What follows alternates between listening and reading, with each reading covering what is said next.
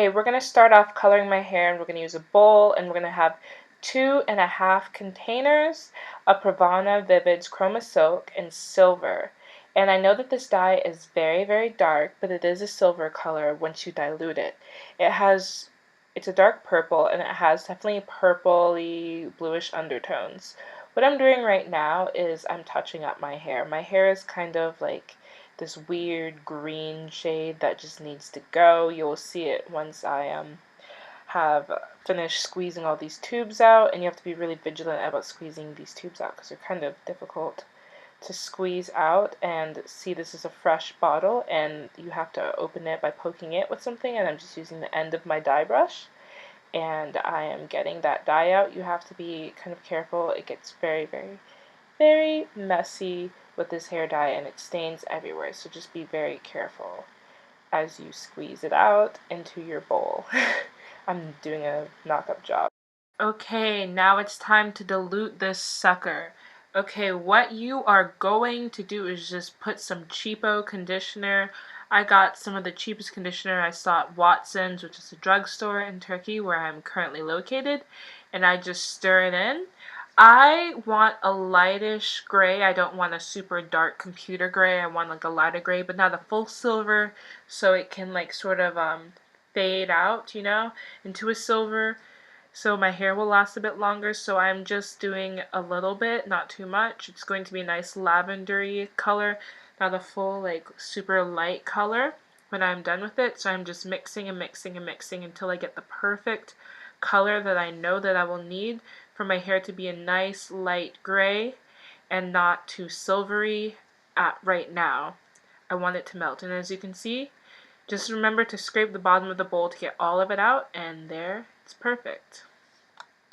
Okay, now it's time for application. You're going to need a wide tooth comb and some scrunchies, about 4 of them, to section your hair off. As you can tell, my hair is some weird like greenish, yellow, grayish color.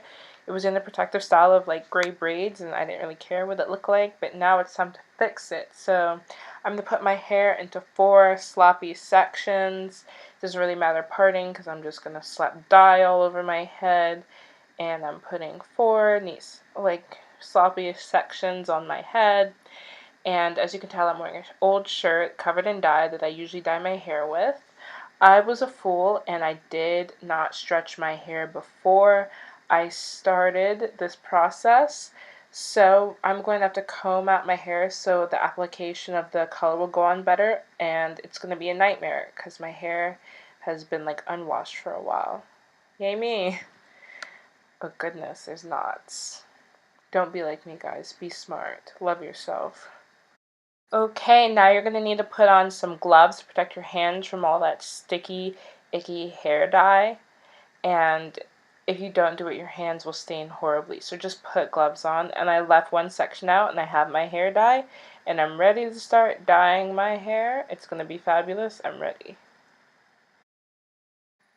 Okay, as I am applying this dye to my hair, I pull out a small section and I go from the bottom towards the top. And I pay extra attention to the line of demarcation where my natural hair color and my bleached hair and colored hair meet, because that is my darkest part of my hair, and I want to make sure that it is dyed completely because it is the least bleached part of my hair, and I just want to make sure it's perfect. As I am taking this out of my hair and doing my hair, I am slowly taking out little sections so I can completely cover all the bits of my hair and make sure that they're perfect. And I am again focusing on the line of demarcation. And I'm combing through again, like after I apply it, just to make sure that it is just reaching every single one of my hair strands, because nothing is worse than having a blotchy hair color in your head, especially with a color as radical as gray or silver. It just would not look good to have patches in your head like that. Likewise, make sure that you mix very well the product so you do not have patches in your hair of darker colors. And just again go from the top to the bottom just to make sure that you have it all and comb it through, and then Once that you have completed it, just wrap it up in a little section and move on. And I've done all the sections now, and I am just painting leftover dye into like my part to make sure it's all over. And as you can see, I have this much dye left over. I didn't use it all, and it's not that big of a deal. I can just flush it down the toilet or whatever, or eat it. And I'm like really messy. At one point I decided to take off one of my gloves, and this is the result. I'm going to have stained hands probably tomorrow, or maybe not. This dye doesn't stain that badly. And please, please, please, guys, use a towel. I made the mistake of not doing that, and look at my bathroom. It is a disaster. It looks like a war zone. Now, after 30 minutes of waiting, look at me.